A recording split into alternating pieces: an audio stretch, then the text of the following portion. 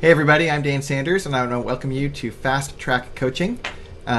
We have been at this for quite a while now, and I've been thrilled in these conversations, all the guests we've had on, to expand the conversation beyond just getting in dialogues with folks who are in my particular area of creativity, which is photography, but to invite alternative voices and perspectives that could really inform both what we're doing creatively and what we're doing in business, because the goal in these calls is to help people move their business and their creativity forward just a little bit this week, and for you guys to be able to listen into some candid conversations that I hope will resonate with you and your own felt needs, but also just expand the dialogue in a way that could be constructive. And the way for you guys to interact is to jump on Twitter and to engage that way with @Dane Sanders or pound better together. Any of those things are fine. But I don't want to waste any time today because I'm really thrilled with my guest. It's a dear friend, Kristen Howerton. Kristen, welcome to the show. Thanks for having me. My pleasure. Kristen, if you guys don't know, is she's been in the news, so to speak, for a lot of reasons. One, just professionally, she's a writer. She's a blogger, particularly to moms. She has a number of sites. She edits. She writes in mainstream media. And she's also rather famous because her son, she happened to be in Haiti when she was adopting her son, and when the horrible tragedy that was the earthquake down there happened, and she was separated from her son and then had this crazy set of circumstances with Diane Sawyer, and you'll be able to chance to tell that story in a few minutes. But she's just a remarkable entrepreneur and a person and a mom and a human and a friend, and really grateful that you're here. And just so you guys are at home, you're wondering why in the world would I invite a mommy blogger on the show, I want to give you some context. Number one, many of us are portrait photographers, and today's show is really meant to talk directly to you if you're a portrait photographer for a couple reasons. One, it's because we want to talk to, moms make the majority of decisions in the home when it comes to portrait photography, and we want to talk directly to a mom. And number two, Kristen's perspective is really unique because she's also incredibly savvy in online reality, and she speaks to moms regularly, like thousands and thousands of moms regularly. And I think she could have some insights both to the direct client, but also to the business of working with moms. And so again, I'm just thrilled that you're here. But Kristen, why don't you share for a few minutes a little bit of your story? Because you're an unlikely suspect. I mean, you've been a writer forever, but an unlikely suspect really for the world that you're in. And talk a little bit about how you got there. Yeah, I still don't know how I'm a blogger. I don't know how that happened. I went to school for marriage and family therapy, and I was in private practice for about 10 years. And, honestly, what really kind of catapulted the whole thing is I wrote a Christmas letter every year that was satirical. Mm-hmm. You've seen it. Well, it's kind of famous, actually, but yeah. It ended up being, there was a lot of buzz about this Christmas letter where I basically mocked the braggy Christmas letters. Mm-hmm. And I just wrote all of these ridiculous things about my children. I actually started it before we had children. So I would write about our imaginary children and how they were reciting Luke 4 and singing Handel's Messiah. And then once we had kids, it just became even more obnoxious. And it was footnoted.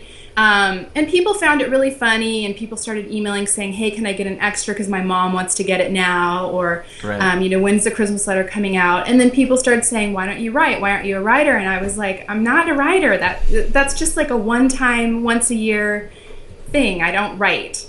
And then when we started the adoption process with our first child, I started hearing about this blog thing. I didn't really understand what it was, but a lot of adoptive parents were blogging together to try to kind of follow each other's process and get more information. So I started this, it was called the Howerton Family Blog, mm-hmm. really unique. And all it was just me writing what was going on with the adoption. And then I started putting some funny stories in there, and then I started noticing, there's people outside of the adoption circle that are reading this. And it kind of grew from there. Then with our second adoption, as you know, the Haiti thing, we were there during the earthquake, and it was pretty hairy for a while in terms of really survival and then getting him home. Mm-hmm. And things kind of catapulted from there, I think. And then, over the last couple of years, it's really grown way beyond just a family blog. So I renamed it Rage Against the Minivan a couple of years ago just because I wanted a little more anonymity, and just, to give people an idea that it's a humor blog. I mean, my blog, I do write about serious parenting subjects, but I'm always trying to bring levity to the situation, no matter how serious it is. Trying to help moms maintain a sense of humor, trying to maintain my own sense of humor. There's a lot of sarcasm. So, that was kind of the journey into, now it's sort of taken on a life of its own, and I left my practice, and it's really my full-time job. So, well, it's remarkable because, I mean, and we've talked about this offline in the past, but so much of your journey really is it's something that a lot of folks can relate to, because I know that there's a lot of photographers and creatives who are listening to this right now who, 4 or 5 years ago, they never would have thought of themselves in the context that they're currently in, but they kind of fell into it because they were passionate around a particular niche. They started doing something creative in that space, and people started paying attention, and lo and behold, momentum started building, and that's how my career started. It was I was a happy little teacher up at a little college, and then picked up a camera, and it ruined my life. And all of a sudden, fast forward, and in that, though, it didn't ruin my life. It actually opened up a lot of possibility, a lot of excitement, and a lot of tumultuous reality, like to negotiate an entrepreneurial effort built largely around yourself and the value you bring to the table for other people who are consuming the stuff that you're creating. It can be a little, like you said, I get why you would want to do something a little bit anonymous or a little bit not so out there, because it's such vulnerable work whenever we create and we put it out there. So I'm wondering, as a background, could you talk a little bit about just that internal sense of what you go through and how you deal with it around having a real life with crazy reality, like, you adopted kids, we got kids. It doesn't matter the distinction. You got kids, and you got this really high maintenance husband, who I like Mark a lot. But you have so much going on, and clearly you guys, I mean, you're both therapists. You're self-aware. You're conscious to the realities of what's going on in a broken world, and in the middle of that, you're trying to bring levity and seriousness and live in that tension as you're bringing forward. And again, it reminds me a lot of photographers who are trying to both capture, like, depending on the genre they're shooting, they're trying to capture meaningful things, but that are palatable, that people will want to engage and put up and that sort of thing. So how do you negotiate life in the midst of all of those complexities and still keep your sanity? How do you do that? I don't know. Are you going to tell me? No, I'm really good at the setup. How I try to maintain my sanity, I think I look at the online thing as, you can't put all of yourself online. That's not healthy. You want to be vulnerable, but you don't want to be bleeding online. Nobody wants to watch you bleed. They want to hear your recovery story. So I try to, and I am pretty vulnerable on my blog, but I usually try to wait until I have a little separation from a more intimate, circumstance before I write about it. And then I also, I try to be vulnerable in ways that are normal and relatable too, so that it's not just like, oh, wow, our family had such a hard adoption story, but just like, oh, I was hungry the other day and found a Skittle on the floor of the car and I ate it, So being real, taking a photo of how messy my house is, because I think online we're inundated with perfect realities. Right. And now we've got, Pinterest that's just basically there to tell us like how our house should look better and our food should be, more gourmet. And I think I think my brand, so to speak, the reason that I think people are attracted to Rage Against the Minivan is that I refuse to partake in like kind of, perfection washing my life, my house, or my kids, or any of that. If that means that I take a picture of how bad my kitchen looks, I take it and talk about that. If that means that I talk about my struggle balancing, work and home life, which is a constant struggle, then I talk about it. But at the same time, I try to really honor my kids. My kids, I feel like I tell their stories, but I always tell their stories in a way that, like, would this embarrass them if in 9th grade someone Googled them and read this? And is it a story that is specific to them and their process, or is it a more universal story that is specific to funny things kids do, or even, you know, the process that an adoptee would have in a family? But I try not to be too specific about, you know, things that are theirs, that, you know, are their story to tell. And I do tell their stories, but I try to tell, like I said, you know, in a way that is just, you know, not specifically oversharing for them. Well, it's remarkable. I mean, the proof is in the results. Clearly, whatever you're putting out there, it's landing and resonating with a lot of people. And those people are a very particular kind of people. We're going to talk about those moms in just a second. But talk just for context, because I want people to hear the reality of these numbers. What kinds of numbers are people tuning into for an average article that you write on Rage Against the Minivan? An average post, you know, a great post could be up to 10,000. A typical post that's maybe just like a photo dump and a funny story would be like 3,000. So anywhere in between that. You know, if I've spent a lot of time on a post, and especially if it's a topic that I feel really passionate about, I try to, you know, my blog is a humor parenting blog, but I also have an ulterior motive. And that ulterior motive is inspiring people to get involved in the orphan care crisis. So if I've spent a lot of time on a post where it's not just like funny stories and it's more, you know, trying to motivate people into action, then my hope there would be, you know, it would be up in the, you know, 10,000 area. Okay. So a couple things I want to just note about this. One, a lot of the folks who are listening, if they get... the photography world is a different world than the mommy blog world, and oftentimes photographers are talking to other photographers, which is in and of itself a really unique conversation, especially when they're trying to get clients. And there's value in the networking, and because I know mommy bloggers do that, there's kind of this, everyone can read each other if they choose to and so forth. But there's also those numbers are extraordinary. I mean, for the average person that's theirname.com or their company.com, that's really a one-person operation, and they're putting out content, to get those kinds of numbers, it would be extraordinary. Would you say that it's like the contributing factors that led to all this? Some of it's circumstantial, the things you've been talking about, but most of it sounds like is you found that kind of balance around being vulnerable, having intention with what you're creating and putting out there, being consistent. Are there other kind of characteristics in the content that you're creating that is landing with people that they're wanting to connect with, do you think, to get those kinds of numbers? Well, you know, what I found, because I've done other blogs as well, I mean, I write for other sites, and I think what people are really interested in is the personal narrative. You know, I've tried writing more like advice column-ish parenting blogs, and what I have found where I thought that would take off more is people want to know your story. You know, they're personally invested in our family. They know the names of my kids. Right. You know, I mean, we get recognized on occasion, and, you know, they know all 4 kids' names. They know their personalities. Sure. So I think what people actually get invested in is the story, you know.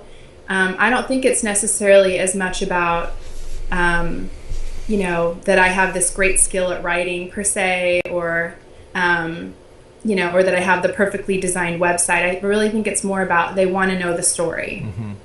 Yeah. Well, it's funny. In the wedding world, and I think you know Jasmine, but a friend of mine, Jasmine Starr, extraordinarily popular, tens of thousands of friends on Twitter, very controversial actually.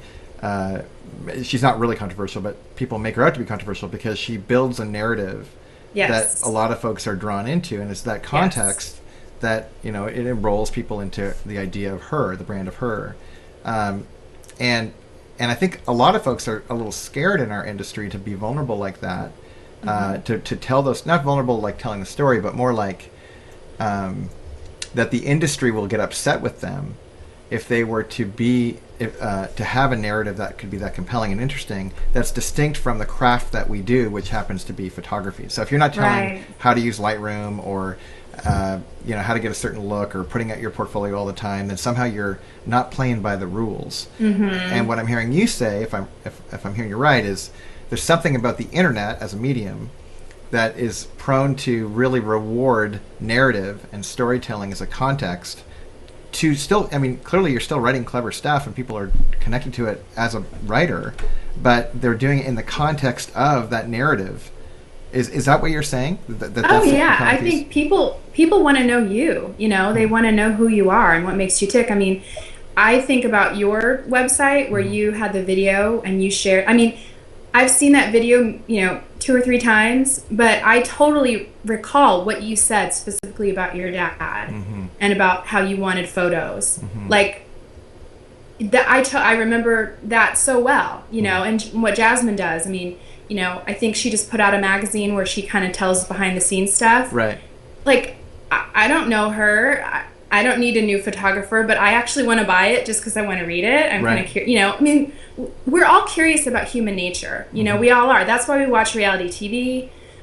We're curious people. And, if you have an interesting story to tell, and everybody has an interesting story to tell, the question is if you're willing to tell it. But, if you have an interesting story to tell, and you're open about it, people want to know. If you have something to say about human nature, about what makes you tick, if you're willing to really, and I do think this is a big part of, why my blog has taken off, is I'm really willing to say, I don't know the answers to things. I'm really willing to explore my process in motherhood, my trials, what's hard for me. And that's what resonates with people. That's what's going to get people hooked to you and to your story is like, oh, they're saying something about human nature that I relate to, Well, it's, pragmatically, too, I mean, obviously I started the show by talking a little bit about this particular audience that you're connected to and how relevant that is, especially for people who are portrait photographers or even wedding photographers, people photographers, event and people that are interacting with people, with moms. Would you say that this narrative idea is particularly interesting to female gender, or do you think it's a universal? I'm curious about the audience in particular and how they resonate with that. That's a good question. That's a really good question. I mean, definitely the mommy blogger phenomenon has not happened at the same rate with dad bloggers. And it is predominantly women that seem to read blogs. So it could be that men are a little more, just give me the bottom line, the how-tos and the instructionals, and which would be kind of consistent with what we know men and women to be like. Sure. But I do think it would be naive to think that there isn't still some interest. I mean, I know some guys read my blog. I know single guys that read my blog. I mean, quite a few, actually. So I think it would be naive to think, like, well, men aren't interested in that. I mean, men still watch reality TV. Like, sure. I know guys that watch The Bachelor, Right. Yeah, but if those guys are like me, we have to actually defend that we watch. So I don't watch The Bachelor. My wife watches The Bachelor. Yes. And I'm just there putting up with it so I can spend time with my wife, really. Totally. Yeah, that's really what it's about. It's an intimacy builder. I know. That's So, okay, well, let's talk about this for a second. So, broad strokes aside, whether men or women or not, the folks that you do know largely are these moms, and or they know you certainly. And I'm curious if you have some advice for the portrait photographer from a mom's perspective around what are the things that we are doing right and what are the things that we are doing wrong. Generally speaking, with all the different kinds of things, because I know you've been pitched by tons of photographers, myself included, and you've had a lot of folks kind of you know the photo world better than a lot of folks because you're so immersed in the online culture. Give us some advice. What are some things that some strong moves that you've seen people make, and some gosh, bummer moves? Well, I think that photographers are taking a lot of interest in making their website look good and creating a feeling on the website, whether it be music and I think the online portfolios are really good. I think that is being done really well. I mean, I think generally speaking, when I go to a photographer's website, I can see that they can shoot children very well, and capture kids. What I would suggest for portrait photographers thinking about the women that are going to be making the appointments and making the choices. My husband has never gone online searching for a photographer. He's never made an appointment. I pick the outfit and he shows up on the day. And I don't think I'm alone in that. But what I noticed people are laughing is, at home right now as you're saying that. Yeah, that exactly. is like totally universal. But. Yeah. What I think photographers could benefit from is if they thought a little bit, not just about how to capture people's kids in a cute way, but like, I mean, we still have a little vanity left in us. And I rarely see a photographer who shows how they're going to light and shoot me well. And that is something I look for. I mean, as I go through photos and I'm looking for a photographer, generally speaking, I look at, okay, the kids look adorable. Like, how does this mom look? I mean, is this photographer worried about capturing a perfect shot? Or are they noticing the fact that when they caught the mom in that cute little embrace with the kid and she's laughing really awkwardly and she's got a profile with a double chin, you know, and her tummy's sticking out on the bottom? Like, that's what moms care about. I mean, we do. Like, we want to know, like, are my kids going to look cute? But also, this is probably the only photo of myself I'll have taken all year because we take the photos all year long, right? That's right. So I'll finally be on the other side of the camera, and am I going to like what I see of myself? Because let's be honest, most of us moms are carrying around a little baby weight, don't have a lot of time to spend on ourselves.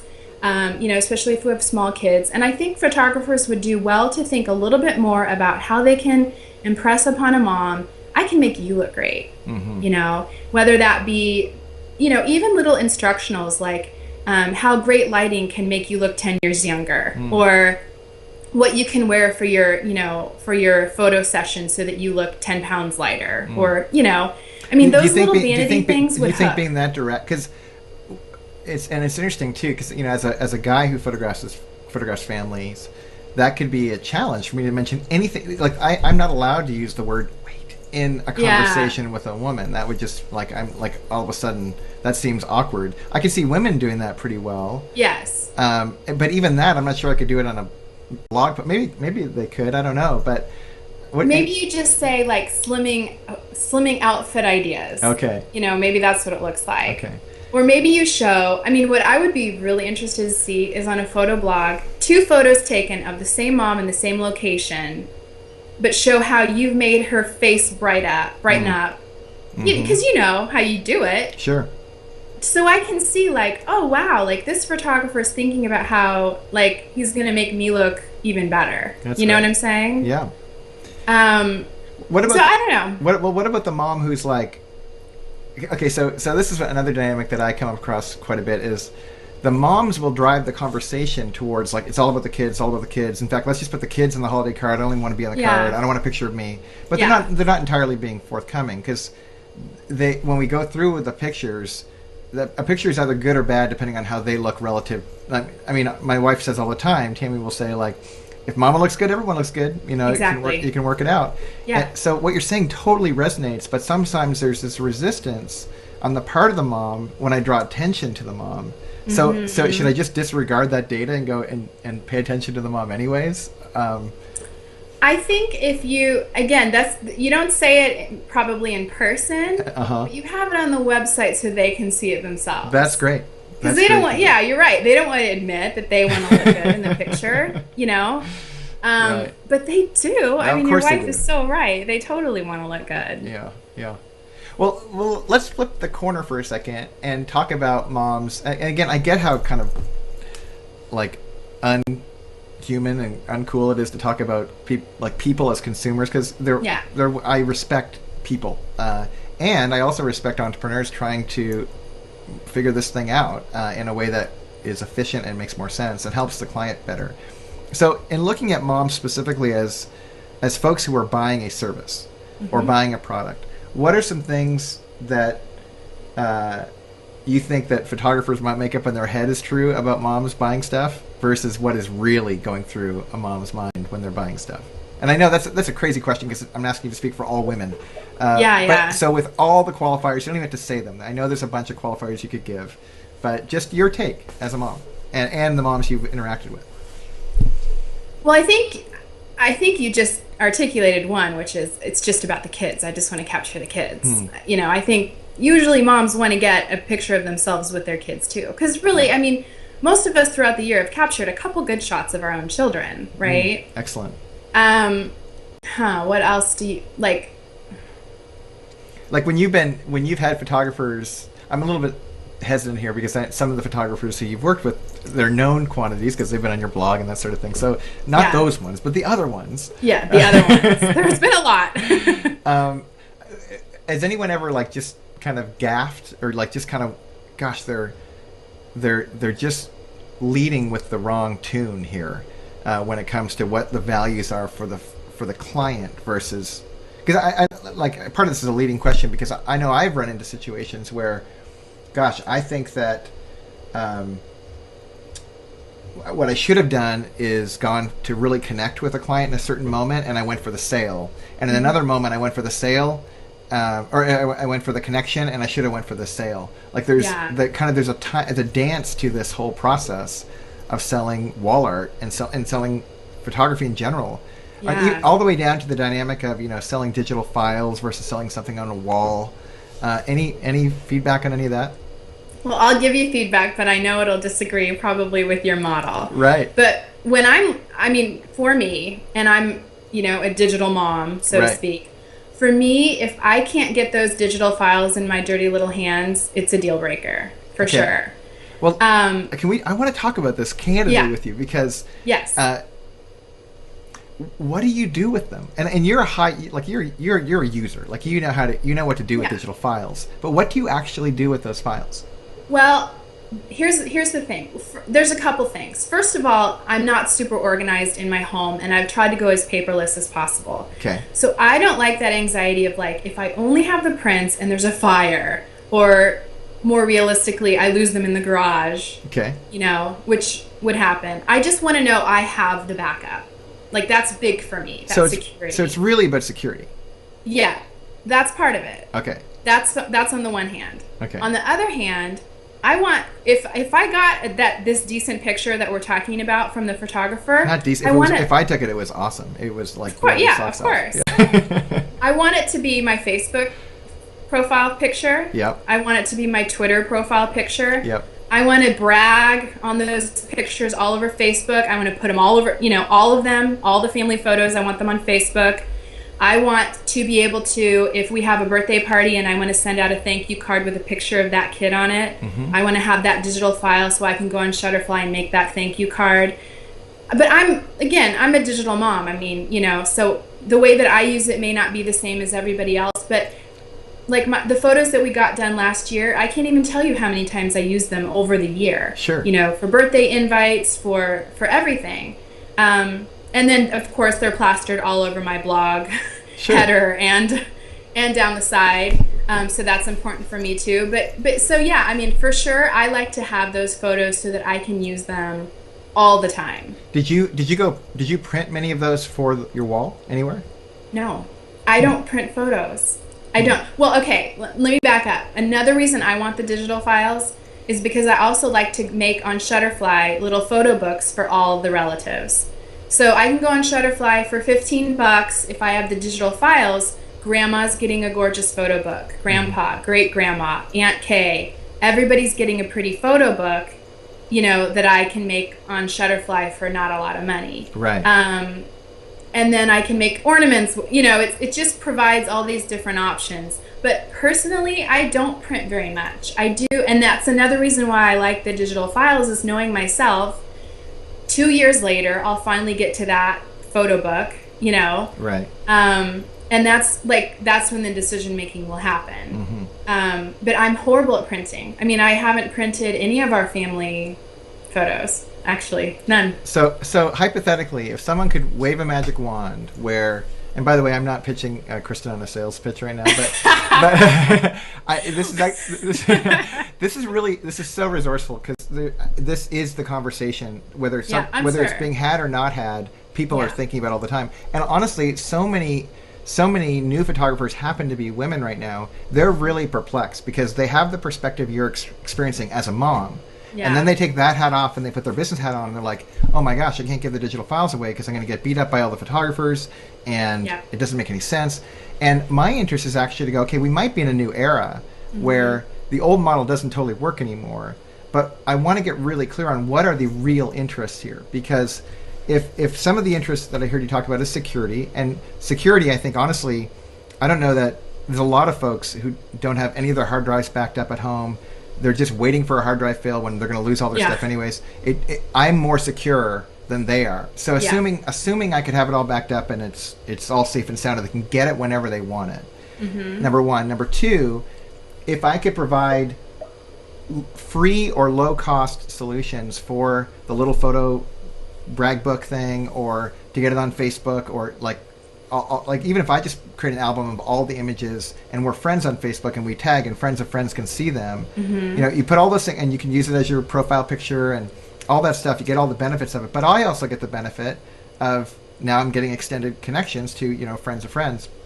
And then the third piece is, and this is the one that's really interesting to me, is I've had so many clients this fall who are just like, you're right, no consumer prints anymore. Like people have, if they have iPhoto, they can print from their computer instantly, or Snapfish, or any of these solutions, Costco, but they just don't, or very few do, or they have a physical printer that they certainly don't print photos on. And if I can actually help get them and not just get it up like on the wall or even an 8x10 on the shelf, but like an epic picture that they couldn't have gotten on their own, that isn't just like a museum unto themselves, but really as kind of an aesthetic to their home, they freak out. They can't. I mean, the degree of evangelism that they go to around my brand goes up like through the roof. But you're right. There's so many pain points to get through to get like my favorite client this year. My favorite. It's not fair. They just happen to spend the most money this year. But this one client, which means they're your favorite. They're my favorite. You saw right through my veneer. No, but she in particular, she came up to me afterwards. They spent an incredible amount of money. We did their whole house. They had this custom home. They've lived in it for finally all done for about 3 or 4 years. They've had no pictures of their family anywhere in their whole house, and we outfitted their whole house. And she said to me, number one, you were straight up with me at the beginning. We went over pricing. There was no bait and switch. We ended up spending a lot more than we thought we were going to spend, but you made our house. Our house is now finished. My husband is the most happy guy, and which I never hear. I always hear the moms are happy and the dads are angry. Yeah. But I was really interested in that feedback of if you could scratch all those itches and still deliver. Like I got in a conversation with Guy Kawasaki around this, and he said directly, he's really into hockey and his kids play hockey, and he said that he was frustrated with hockey photographers because they made it so hard to get me what I really wanted. And what I'm curious about in your conversation is like, man, if professional photographers could give moms what they actually want, not what I want to sell, but what they actually want at a price that's in line with those things, and could do things that you couldn't do on your own, even as a digital mom, would that be a potential recipe for success for photographers? Well, for me, I mean, I'm a curator for sure, but I'm a digital curator. So for me, it's like there would be no solution without the digital solution. Okay, so what if the digital solution was included, but you had to pay for that? Oh yeah, I usually assume that. I usually assume that there is a cost for the digital images, and even a premium cost. Yeah, I mean that's usually I assume that. Yeah. Got it. For sure. So. Yeah, but I would pay that have the images. Okay, so if you could get the digital images plus get these other opportunities that were optional, that'd be your preference. Oh, yeah, for sure. Okay. But see, I want to know that when my kid's 21 or 25 and getting married, that I have that picture on my computer. I love that your son just aged 4 years, so you can have a couple more years with him. But go ahead. That's great. I wouldn't recommend getting married at 21, even though I did. Worked out. But I want to know that I have that on my computer so that I can make that wedding slideshow, so that I'm not calling you in 10 years going, I need a picture. Like I want the security of having them myself, like my precious in my hand. Sure. Well, it was funny. Like I actually think there's a market for creating. My big concern in giving the files, honestly, like I have a bunch of files that I'll never touch and will never be asked for again. Tens of thousands, hundreds of thousands of files from clients. But why not? What if I could provide a service for clients where I actually manage their files and they have 100% full access to them and they own them? Like that's a premium service. If I could open up like a SmugMug page and I upload them all to there and they own them and they can use them however they want and they're paying a pretty penny for it. But now I'm their online digital manager. and they don't have to worry about it. And they can just kind of get it when they want it and print it when they want it and don't have to think about it ever.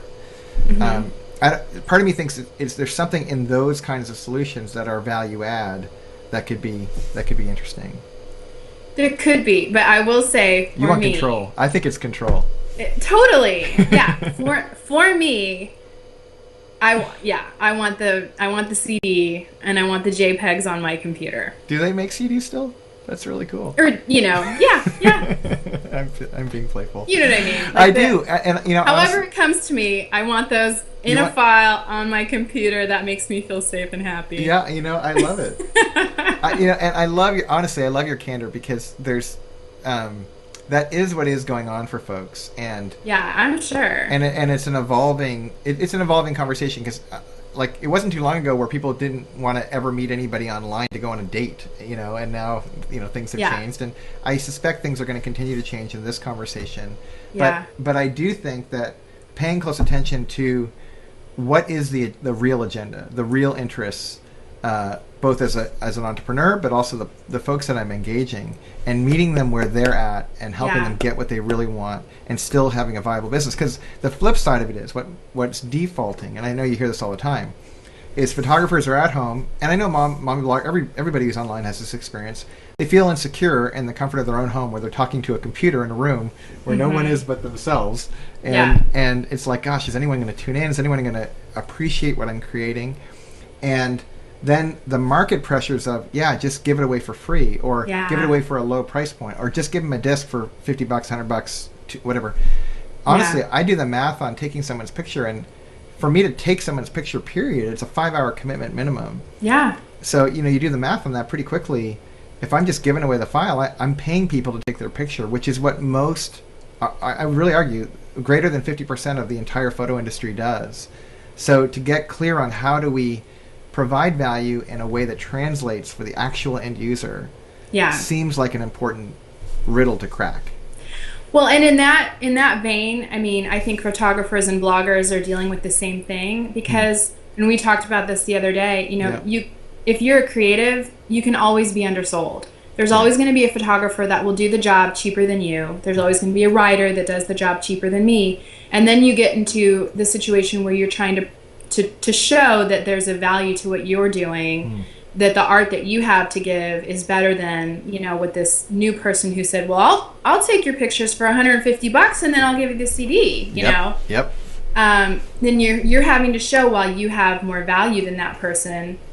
Which goes back to, I think, how you're going to distinguish yourself online, so that when a mom is shopping around, no doubt, if she sees that your price point is higher, but she goes, but that guy had an instructional on how I can outfit the family, and we're all going to look amazing because he's going to help me with styling, and he's going to make me look really good. All those different things that are going to put you above, the person who just bought their first, digital SLR and, is going to do it for practically free. Yeah. Because those people are everywhere. They really Everybody's are. a photographer now, right? Well, literally everyone is. If you have a phone, you're a photographer. So there's no question. But it is interesting. Like, I did an experiment this past spring in my neighborhood, and my neighborhood is my market. This is totally committed to this network, and the big threat in our industry is moms with cameras. That's what they call them, moms with cameras. And you're one of them. There's a lot of you. Yeah. And in my mind, I'm like, so as an experiment, I was like, okay, I'm going to pull back. Well, this is totally inappropriate. I said pull back the kimono. But I invited all these moms into our home, and my wife was home. It was totally above board, and invited them home. And I did 4 weeks for moms with cameras, how to take pictures. And what was amazing to me was how many of them definitely learned a ton more than they knew before they came in the room.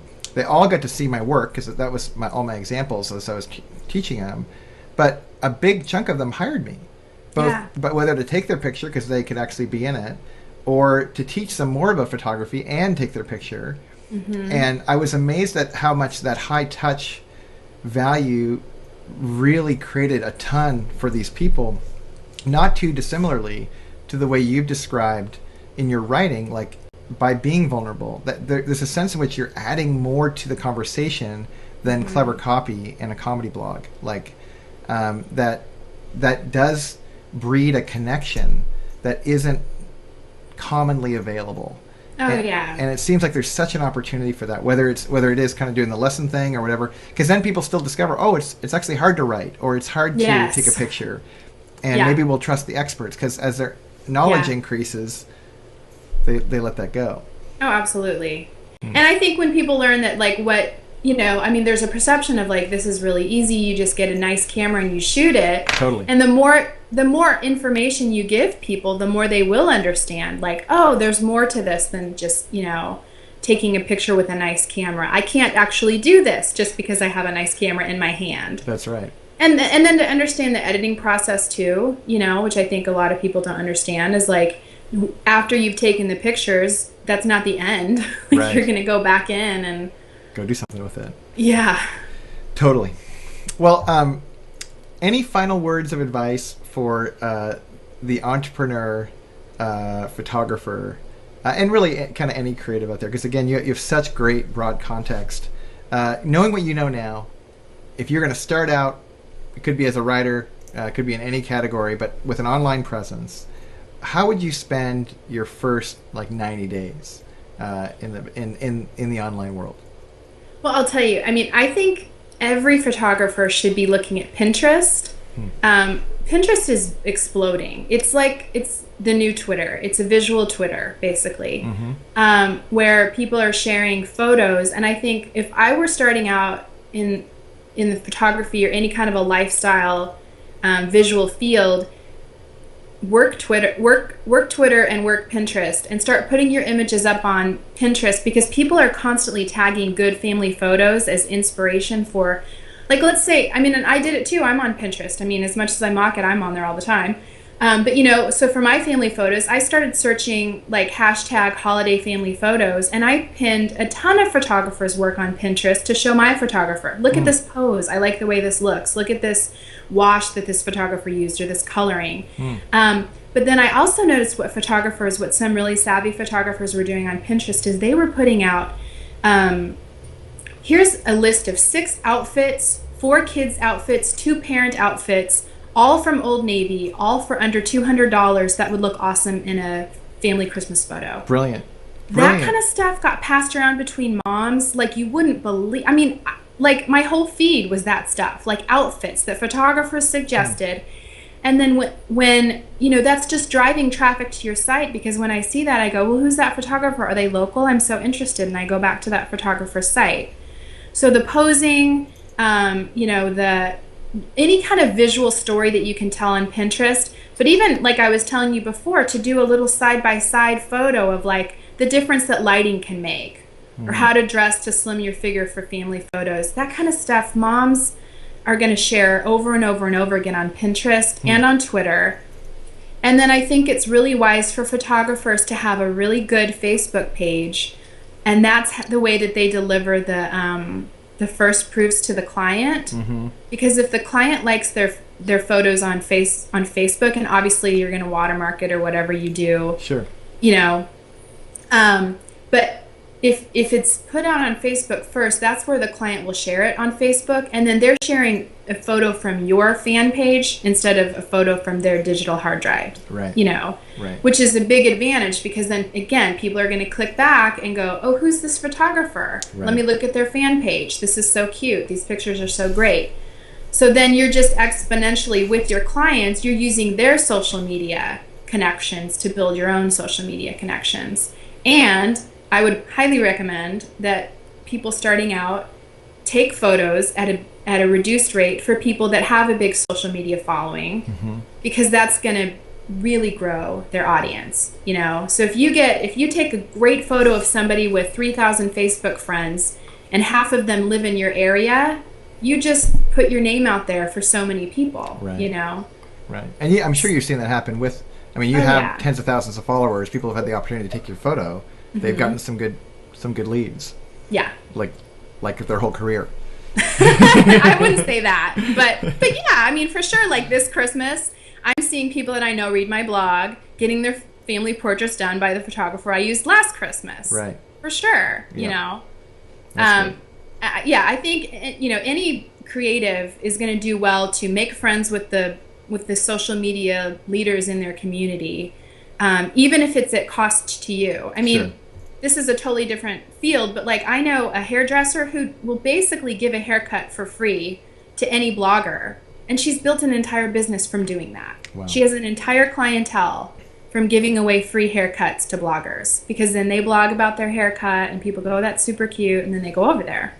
It's, you know, blogging is the new, you know, it's really the new commercial. Well, it's funny. Some people think that blogging's dead because Facebook's become so big.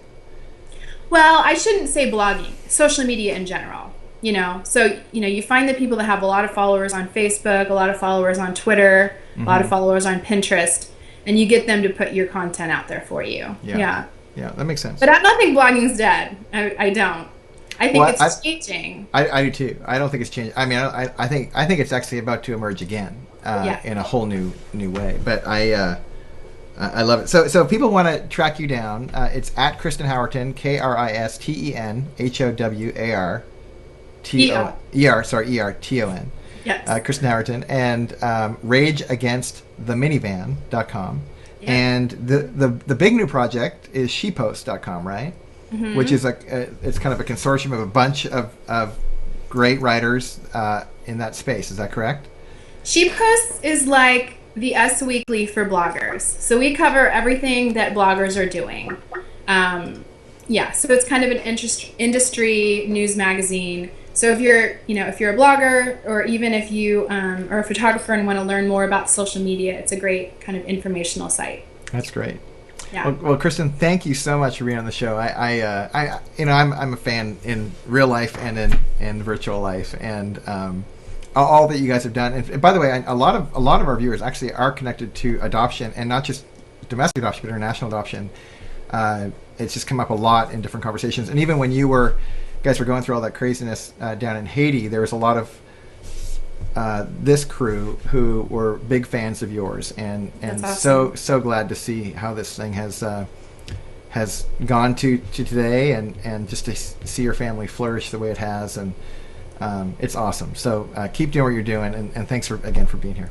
Yeah, thanks for having me. It was fun. Okay, take care, and we'll see you guys next time. See ya.